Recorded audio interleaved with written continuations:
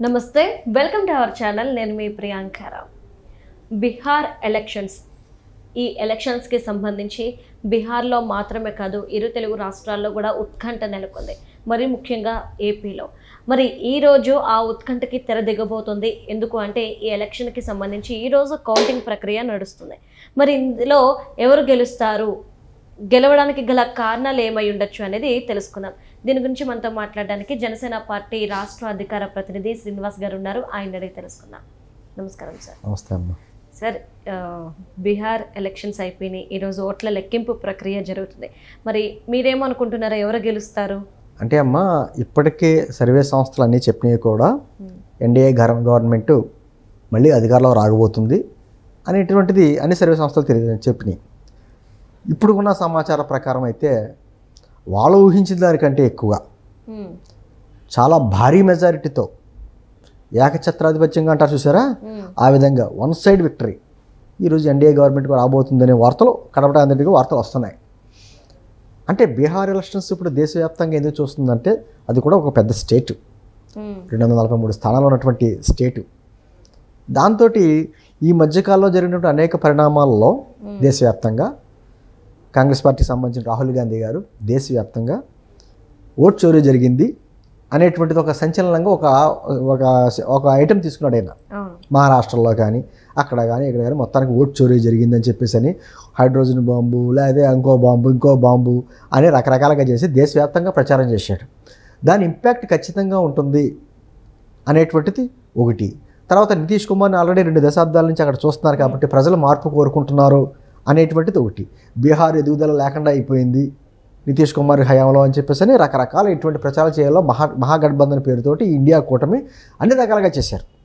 ఖచ్చితంగా అందరూ అనుకున్నారు దీని ప్రభావం ఉంటుంది ఇది Rahul Gandhi versus election commission అన్నట్టుగా జరిగింది ఎలక్షన్ కమిషన్ కూడా మీరు ఆరోపణలు చేస్తున్నారు కదా ఆరోపణలకు సంబంధించింది దాని మీద ఒక అఫిడవిట్గా ఇవ్వండి చూస్తామన్నా అంటే దాన్ని కూడా ఆయన ఇవ్వకపోవడం కేవలం ఆరోపణలు చేయడం మాత్రమే దాంతో ఏమవుతుందని ఉత్కంఠ కాకపోతే బీహార్ ప్రజలు ఆలోచించారు ఏ విధంగా ఆలోచించారు మాకు డబులిజం సర్కార్ కావాలని కోరుకున్నారు దాని ఫలితాలు ఇప్పుడు కనపడుతున్నాయి ఎందుకంటే బీహార్ అనేటప్పటికమ్మా దేశవ్యాప్తంగా ఒక ఉదాహరణ చూపిస్తారు బీహార్ పాలిటిక్స్ లేకపోతే బీహార్గా వెనకబడిన ప్రాంతం దేశవ్యాప్తంగా ఎక్కడికి కూలీలు కనపడినా బీహార్ నుంచి వస్తున్నారు అత్యంత వెనకబడిన స్టేటు అని రకరకాల ఉన్నటువంటి ఒక అపవాదం ఉంది ఆ స్టేట్ మీద దాన్ని ఆ మచ్చని పోగొట్టుకోవడానికి బీహార్ ప్రజలు ఎన్ని రకాలుగా సతోదాలుగా ప్రయత్నిస్తున్నారు అంటే మీకు బీమార్ స్టేట్స్ అంటారమ్మా బీమార్ స్టేట్స్ అంటే బీహార్ మధ్యప్రదేశ్ రాజస్థాన్ ఉత్తరప్రదేశ్కి ఇవి అత్యంత వెనుకబడిన రాష్ట్రాలు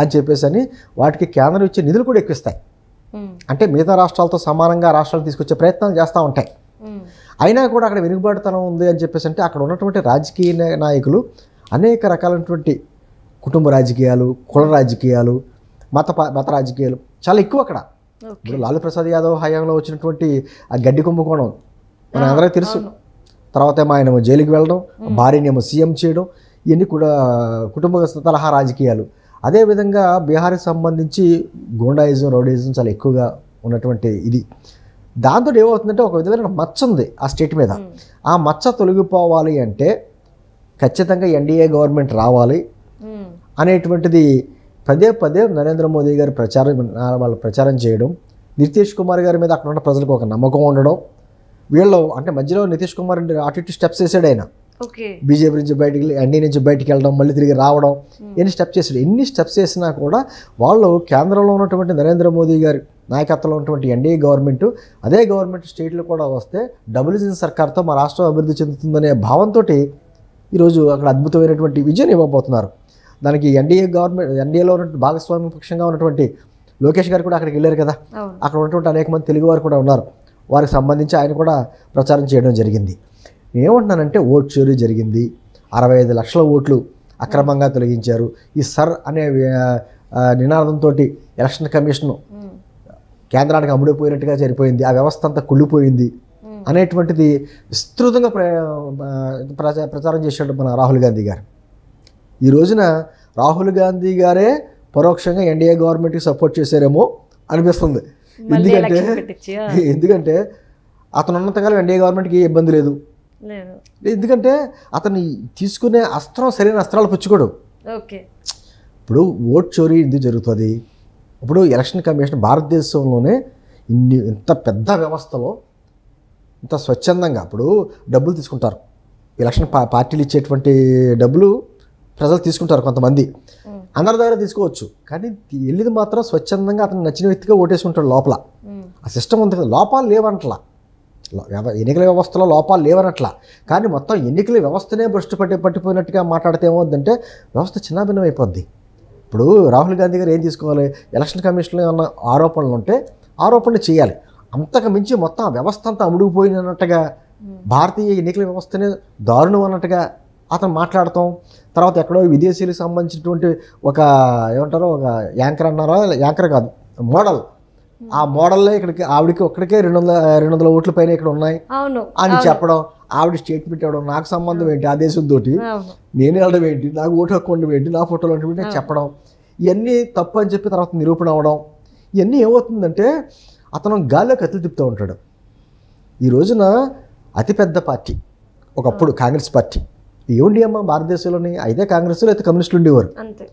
తర్వాత ఈ రోజున కాంగ్రెస్ పరిస్థితి ఏంటి? కాంగ్రెస్ పార్టీ పరిస్థితి రాహుల్ గాంధీ నేతృత్వంలో కాంగ్రెస్ పార్టీ మొత్తం సర్వనాశనం అయ్యింది. ఇక్కడ చాలా స్టేట్లో లేదు, ఇప్పుడు ఏదో కర్ణాటకలోని మన తెలంగాణలో ఎక్కడ కనిపిస్తుంది, కానీ చాలా స్టేట్లో కనుమరుగైంది. మన ఆంధ్రప్రదేశ్లో అయితే వాళ్ళు చేసిన విభజన రాజకీయాల వలన మొత్తం ఒకప్పుడమ్మా ఆంధ్రప్రదేశ్ అన్నిటికీ కాంగ్రెస్ పార్టీ చాలా పెట్టిన కోటగా ఉండేది.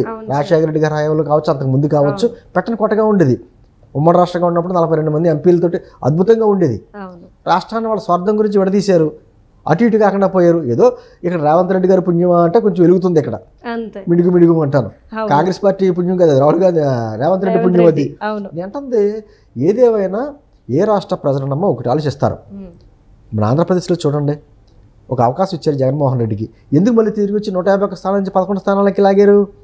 అతని వల్ల డెవలప్మెంట్ అవ్వదని చెప్పేసి ఉద్దేశంతో. అక్కడ కూడా అంతే, కుటుంబ రాజకీయాలు, కుల రాజకీయాలు చేస్తే కొంతవరకే భరిస్తాం తప్ప అంతకు మించి మేము భరించలేము అని చెప్పేసి కొన్ని పార్టీలకి వెళ్ళారు. పాపం చెయ్యి పట్టుకుని దీపం లాంతర పట్టుకుని వెళ్ళాడు, కానీ ఆ గుడ్డోడి చేతికి లాంతరతో ఏమవుద్ది? కనిపించదుగా. అదే ఇప్పుడు హస్తం పార్టీ అంతే, లాంతర గుర్తున్నటువంటి పార్టీ కూడా అంతే, అక్కడ అదే పరిస్థితి అయింది. అక్కడ ఏమంటున్నారంటే ఖచ్చితంగా ఈ రోజున భారతదేశంలో జరుగుతున్నటువంటి పరిణామాలు, ప్రపంచవ్యాప్తంగా దాని ప్రభావాలు, ప్రపంచంలో చాలా రకరకాలైనటువంటి మార్పులు చేర్పులు జరుగుతున్నాయి, దాని ప్రభావాలు భారతదేశమే పడుతున్నాయి. భారతదేశం చేసినటువంటి విదేశాంగ విధానం కావచ్చు, భారతదేశం యొక్క పటిష్టతను కాపాడడానికి ఎన్డీఏ గవర్నమెంట్ చేస్తున్నటువంటి కృషి కావచ్చు, నరేంద్ర మోదీలో అవన్నీ చూస్తున్నారు.